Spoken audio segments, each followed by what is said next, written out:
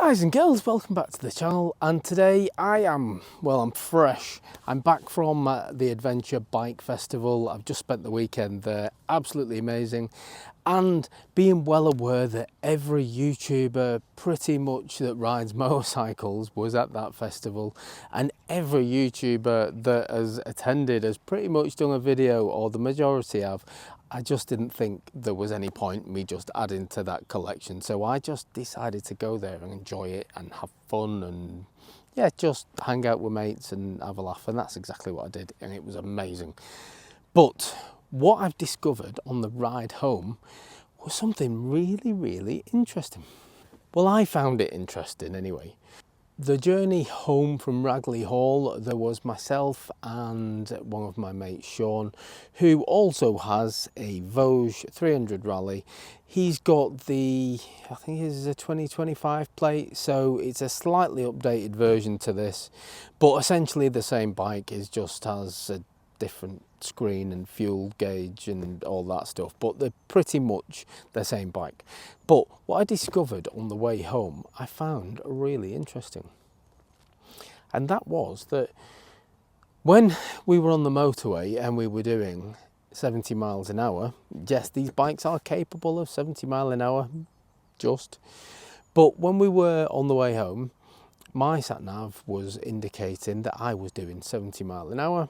The bike was showing I was doing 70 miles an hour, but Sean's bike was showing he was doing about 77 miles an hour. So his speedo was a bit out.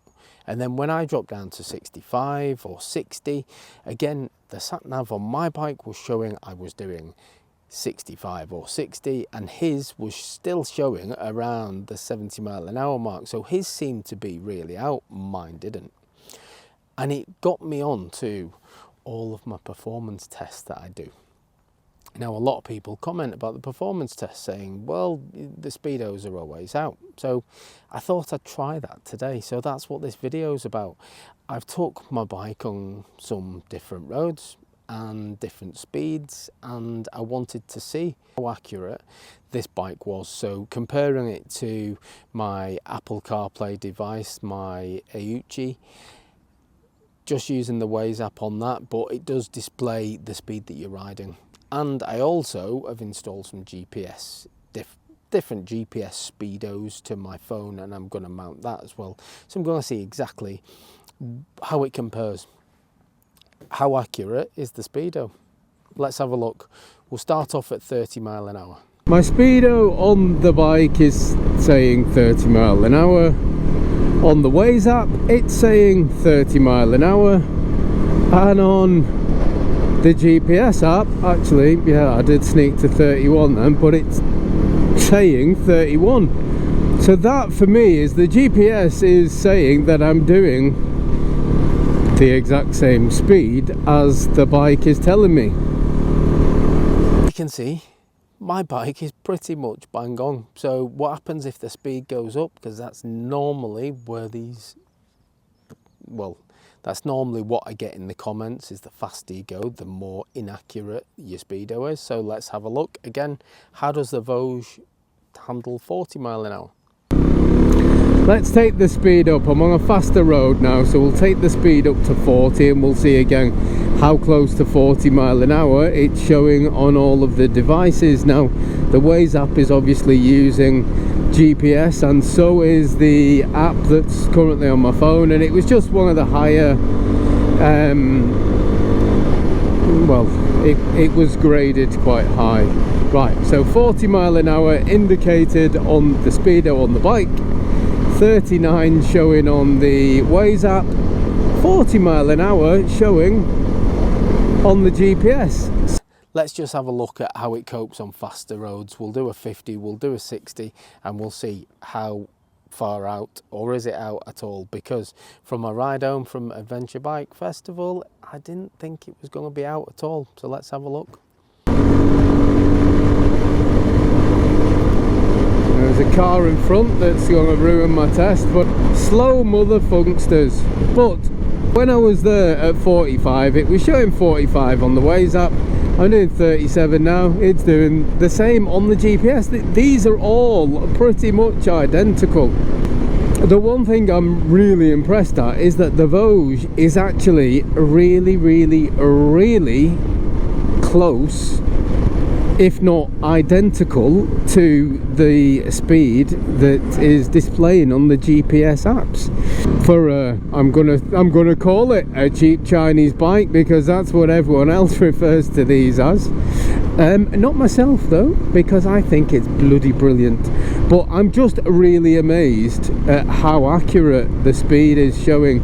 Again, it's indicating 30 miles an hour on the Speedo. I hope it's coming through on the camera. Or 31 now, I'm sneaking. Right, 30. Waze app, oh god.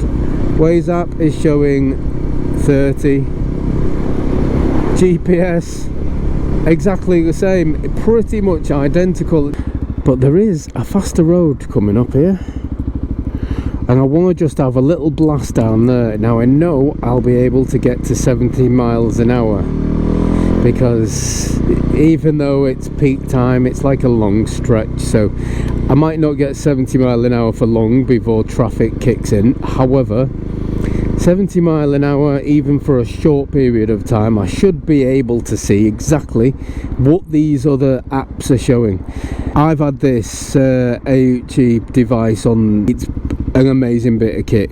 You can see who's phoning you and all that stuff. You can see your maps. You can, if you're that way inclined, you want to listen to music. I know there's a safety thing that people go on about, but it can basically do all that. But for me, it is just my mapping system. It got me to ABR the other day, and it's worked perfectly since I've got it. And not to mention, it's got the front and rear cameras at the back as well, so I can't rave about these systems enough, and I'll put a link in the description for these. I know when I got this, there was like a bit of a monster discount if you followed my link that's in the description, so if it is something that you're interested in, I can't recommend them enough. And if you look online, just about every YouTuber, certainly all the big ones, they all seem to really rate this Auchi system.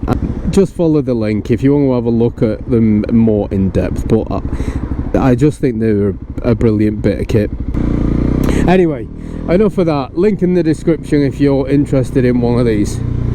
Now what I'm going to do here is a much faster road, so we're going to get to 70 miles an hour, and we're going to see how close, how accurate these are.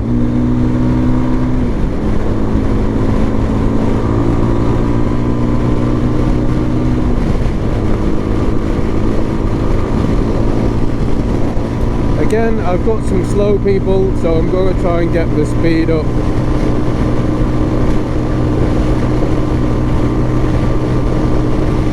Now the Voge is not known for its high speed, but 66 miles an hour it's indicating. 67 is indicated on the way, so that's actually faster than the Speedo. Oh no, now I'm 67 on the Speedo. And 68 on the GPS, so that's actually showing me as going faster. Let's get to 70. Come on, you can do it. 70. 70. 70. Accurate. That's all I can say. It's showing me that this Voge in particular is set up perfectly. So as you can see, my bike seems to be like it's been calibrated. The Speedo, the GPS reading, and that of the Apple CarPlay device, which again uses GPS, is showing that my Speedo is pretty much perfect. Now, I want to just throw some caution to it, because as I've already said at the start, my friend Sean has got the same bike as me. In fact, he's got a newer version of it, so you would expect that to be better, but his was completely different. His was showing to be out by quite a bit as well, not 1 or 2 miles an hour. I think at worst it was about 8 or 9 miles an hour out from what his Speedo was displaying to what mine was displaying, and we were pretty much, well, we were mirroring. I was behind him doing exactly the same speed. So yeah, whilst I can say that this bike is brilliant and it's very accurate, you could have one of these bikes and it not be.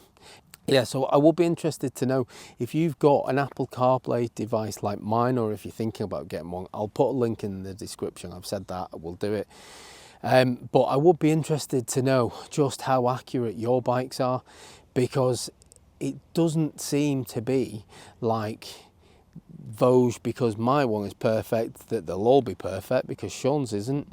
And I'm sure that's the case with every other bike manufacturer out there. I'm sure it'll be down to whoever's actually assembled them and put them together, and where they've put things and how they've put things together will depend on how accurate they actually are. So they will all be different. So I'm just really curious.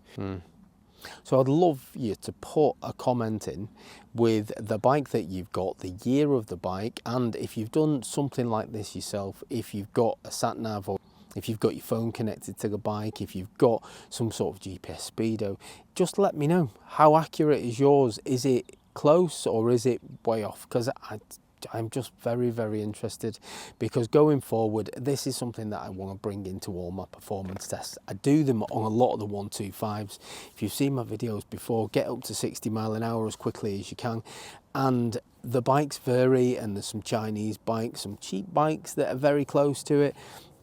There's some expensive Japanese bikes that are very close to it. Some surpass it, some are better than others.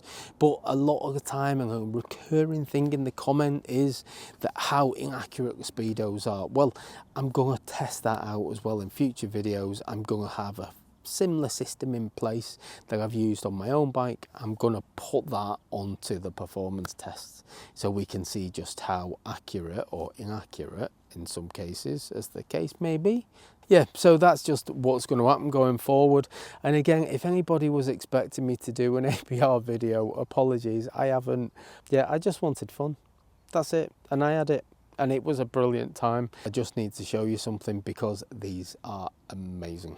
Yeah, while I was at ABR, obviously there is a lot of these types of bikes. There's a lot of Voge 300 rallies, CRFs, and all of the big adventure bikes. But what a lot of them had, if they had the engine guards at the front, was they had these bags or something similar. Now, I got these from my good friends at Ride Iron. And yeah, I thought when I got them, I thought, well, I don't know if I'm going to even need these. I mean, they look all right and stuff, but am I going to need them? Well, I bloody did. And going forward, I don't think I'd actually want to take this bike out without them. The essentials you can get in there and just forget about. Let's have a look at these bags closer. Mine is already pretty filthy, but that's, you know, it's what happens when you're taking bikes off-road. But what I like about this is it's made of a similar material that I've had in my roll bags before. 100% waterproof. What I also like is Ride Iron have done this lovely bit of customization at the front. You can pretty much get whatever you want on these. They are just Velcro patches that stick. So obviously I've gone for the ghillie bikes, you know, you've got to do it. But you could get something similar for yours. Get whatever you want. You could get ghillie bikes, you could get a picture of your face if you wanted, or you could just get your name on that. It doesn't really matter. What I'm getting at is it just adds a bit of customization to your bags. Now these are just, I mean, there's straps everywhere for them, but essentially it is just like a roll bag. So if I just unclip this at the top, and clip it from the sides, so it is nice and secure. It then rolls up. Then there is Velcro. You can see Velcro. Let's rip that open. And I have just got the essentials in this. So this currently has a couple of bungee cords in there because, you know, you never know if you need to, well, strap something down. I've also got my waterproofs in here as well, and you wouldn't think that it would actually fit these in because they're only just small side bags, but yeah, waterproofs in there, and they're very easy to get hold of as well. Just easy. You've seen like a couple of clips and a roll, and yeah, you got your waterproofs to hand. Now you'd think that that would fill them, but it doesn't. I'm actually digging deep here. I feel like this bag's like Mary Poppins bag, it just keeps going down. But I've also got in here a toolkit as well. This has actually helped me out a couple of times. So in here, yeah, you've got all of your nuts, bolts, screws, pliers. Yeah, you've got some essentials in there. Now for me, if you are doing a lot of riding, in particular off-road, you will know that it's very, very easy to actually fall on your arse. And it is. Let me just roll this up while I'm carrying on talking. But what I've found from off-road riding is you've got to expect to fall off. It's a sad but true state of affairs. It happens all the time. If you're going to go off-road, not every time you go out, but it happens. People have falls. I've done it myself, comedy style. You may have seen a video where I've done it, and it's just embarrassing. But when you do things like that, you inevitably can break something. These bags are perfect for having the little tool kits in, for having your puncture repair kits in, for having spare inner tubes in, for having just bits that they're essential to get you back on the road and to get you home. That's what it's all about. Get yourself home after a ride. Obviously, I've got one on the other side. Exactly the same size, exactly the same customization on there, so they do match. I know what you're thinking. You know, I'm not turning this channel into some sort of sales channel. However, I do think certain products are just essential. Depending on the type of bike you've got, I do think that things are essential. I mean, for instance, on my Nike, I swear by the tank bag. I think it's brilliant for a tour. Very easy to access your passports and phone chargers and things like that. But I think on an off-roader, you need to have these bags because they're just brilliant. If you're looking for something like this yourself, I'll put a link in the description. Have a look. These are reasonably, I can't even speak today. They're a good price. There is a discount if you follow my link as well, so that's worth doing. I just think it's essential for these types of bikes to have these bags. I mean, I know a lot of people who have these bikes, who use them a lot, they do have something like this. And yeah, I just can't speak high enough about these ride iron ones. I think the quality is there.